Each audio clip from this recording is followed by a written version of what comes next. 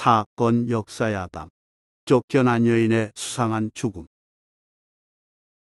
울산 태화강에서 어부로 살아가는 문순삼이 어느 날 아침 나루 앞에 있는 자기 집에서 밥을 먹을 때의 일입니다. 그가 강을 바라보고 있는데 검은 갓을 쓴 사내와 흰 옷을 입은 여자 남녀 한 쌍이 나란히 걸어오는 모습이 보였습니다. 문순삼은 손님인가 싶어 유심히 봤으나 그들은 배사공을 부르지 않고 자기들끼리 쪽배를 타고 강 한복판으로 나갔습니다. 양반네가 별일이군.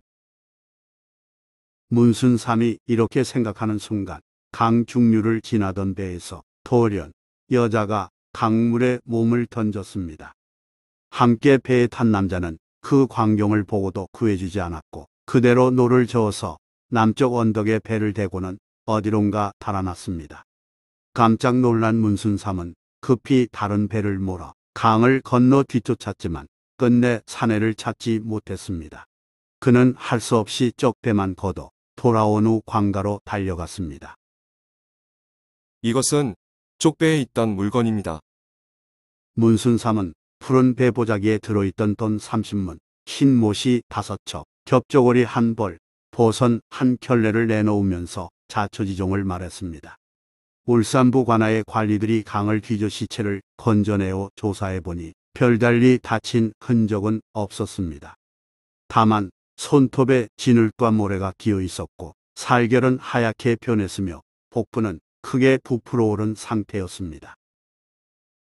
이런 특징은 조선시대 살인사건 발생 시에 사체 조사 지침서인 신주무월록에 나오는 물에 빠져 죽은 항목과 일치했습니다. 만약 죽은 상태에서 물에 빠지면 살결이 누렇게 뜨고 손톱 밑에 진흙과 모래가 없게 됩니다. 이로 미루어 여인은 살아있는 상태에서 물에 빠져 죽은 것이 확실했으나 스스로 뛰어들었는지 누군가에 의해 강제로 빠졌는지에 대한 규명이 필요했습니다.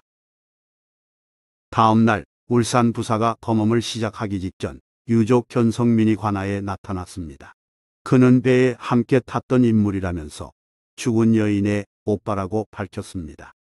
죽은 누이는 한 번 결혼에 실패하고 곽임택과 재혼했는데 그 집에서 자주 말썽을 일으켰습니다.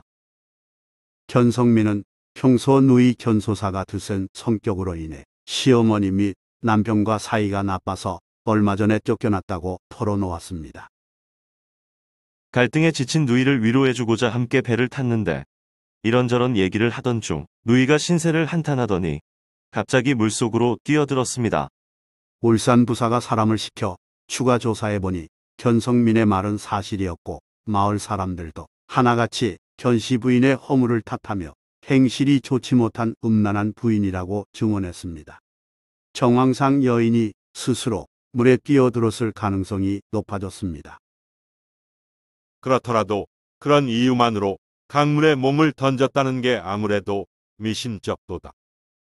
울산 부사는 견씨 부인이 자살을 결심했다면 보자기에 돈, 못이, 옷, 보선을 왜 챙겼는지 의문을 품었습니다. 일반적으로 자살자들은 주변을 깨끗하게 정리하고 실행에 옮김으로 견씨 부인이 정말로 자살을 결심하고 배를 탔다면 자질구레한 돈과 의복을 굳이 챙길 필요가 없기 때문입니다. 울산 부사는 즉시 수사에 착수하여 죽은 여인의 남편 곽임택과 오빠 견성민으로부터 여러 진술을 들었습니다. 그 결과 사건이 일어나기 전 상황이 재구성되었으니 대략 이렇습니다. 견소사는 어린 나이에 시집갔으나 남편이 졸지에 죽는 바람에 과부가 되어 친정으로 돌아왔다가 다시 곽임택과 재혼했습니다. 그러나 시어머니가 구박하고 남편이 폭력을 휘둘렀습니다. 두 번째 시댁에서 구박하는 이유는 단 한 가지, 한 차례 시집을 갔던 여자라는 것이었습니다. 나중에는 행실이 의심스럽다며 음란한 여자로 몰았는데 견소사가 그렇지 않다고 항의하면 불효할 뿐만 아니라 순종적이지 않다며 몰아세웠습니다. 남편 곽임택은 시어머니에게 대드는 아내 견소사에게 몽둥이로 매질까지 했으며 마을 사람들은 그녀를 쫓아내라고 부추겼습니다.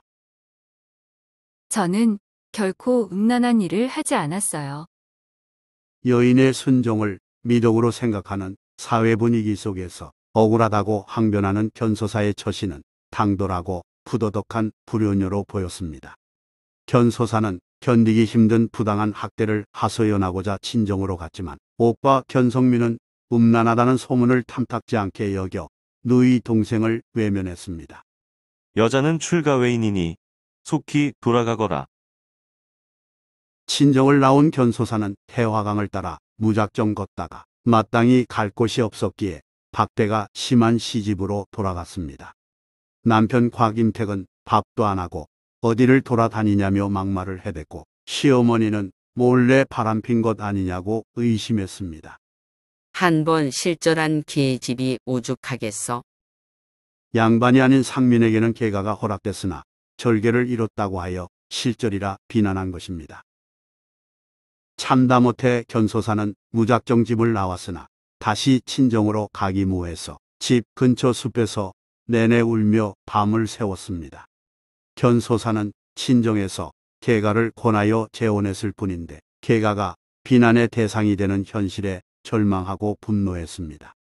다음 날 아침 일찍 견소사는 시댁으로 돌아갔는데 그녀가 밤에 말없이 집을 나간 일로 인해 그때는 집안이 발칵 뒤집힌 상태였습니다. 어떤 놈과 부정한 짓을 한 게냐. 시어머니의 일갈에 견소사는 숲에서 밤을 새웠다고 답했으나 아무도 믿어주지 않았고 남편 곽임택은 몽둥이로 매질을 해댔습니다. 결국 견소사는 보따리를 싸서 친정으로 돌아갔지만 오빠 견성민으로부터 차가운 냉대를 받았습니다. 전날 숲에서 밤을 새울 때 남편 곽임택이 친정집에 찾아간 일이 있었기에 견성민은 누이 동생이 다른 남자를 몰래 만나는 일이 사실일 거라고 단정한 까닭입니다. 어서 돌아가라는 오빠의 말에 견소사가 울면서 시집에 돌아가지 않겠노라 답하자 견성민이 재차 말했습니다. 음탕한 계집을 동생으로 두어 집안이 망신스럽구나. 견소사는 아니라고 해명했지만 어쩔 수 없이 견성민을 따라 시댁으로 돌아가야만 했습니다. 그리고 두 사람이 배를 건너던 중 투신 사건이 일어난 것입니다. 견성민은 그 당시 상황에 대해 이렇게 말했습니다. 사실은 누이가 시댁에서 쫓겨나 더 이상 세상을 살 의욕이 없다고 했습니다. 이에 견성민은 눈물을 머금고 도와주기로 마음먹었고 그래서 누이가 물에 뛰어들었을 때 구해주지 않았다고 밝혔습니다. 울산 부사가 보고서를 조정에 올리자 형조에서는 사건을 자세히 심리한 후 임윤상 남매로서 할 수 없는 일이라면서 견성민을 정범으로 보고 재수사를 명했습니다. 언양 현감이 복검을 실시하고 울산 부사가 재수사하여 견성민의 자백을 받아냈습니다. 견성민은 자신이 누이를 강물로 떠밀지는 않았으나 가문의 명예를 위해 죽음에 이르도록 방치한 사실을 인정했습니다. 이로써 사건은 마무리됐지만 엄밀히 말해 견소사의 죽음에 대한 책임은 여성의 재혼을 좋지 않게 바라보는 사회적 시선과 학대한 시어머니 및 남편 그리고 오라버니의 냉배에 있습니다. 좋아요 및 구독은 영상 제작에 큰 힘이 됩니다. 고맙습니다.